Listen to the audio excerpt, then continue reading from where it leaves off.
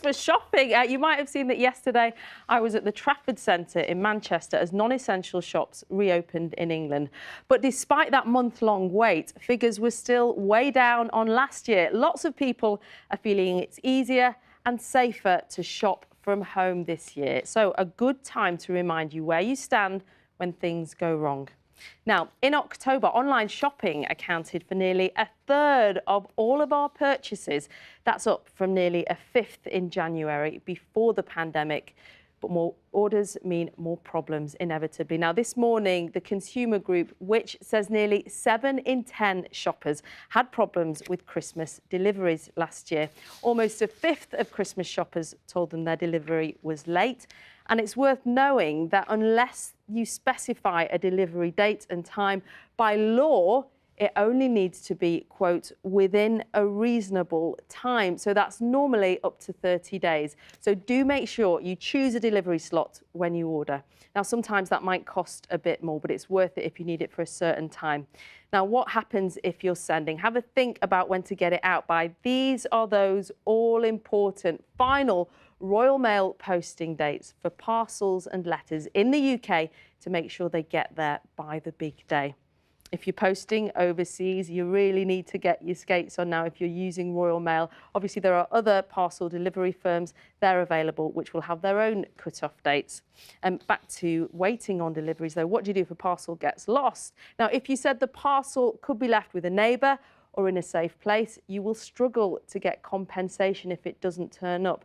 If it's left somewhere like the doorstep without permission and it's stolen, well, then the retailer is in breach of contract and it's up to them to replace it or redeliver it or give you a refund.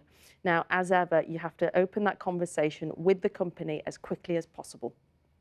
If you're on an order just hasn't turned up or it's turned up on the doorstep damaged, your legal rights are with the retailer, not the courier company.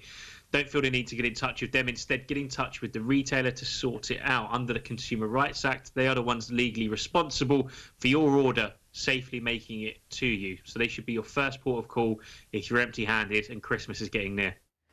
This is going to be a big issue over the next few weeks and we're going to be following it closely up until Christmas. So if you've got any questions about delivery or a problem that you do want resolved, get in touch through all the usual ways. You can email us at bbcbreakfast@bbc.co.uk or share your thoughts on our Facebook page. And you can tweet us, of course, at BBC Breakfast. It's really interesting looking at this report. Some of the problems reported included parcels being damaged after being thrown over the fence, a clothes delivery ending up in a food waste bin, and this one is a bit grim. A parcel left out in the rain where it was chewed by foxes.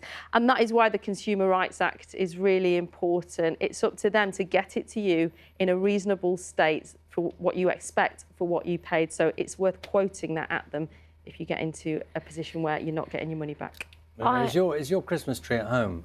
All the baubles got consumer advice on them? Is that how you do your Christmas? Teach 2-year-olds where they stand. It's very important, isn't it? They pick them off and then can read a little bit of important consumer advice. And they're not allowed a present until they quote me appendices from the Consumer Rights Act.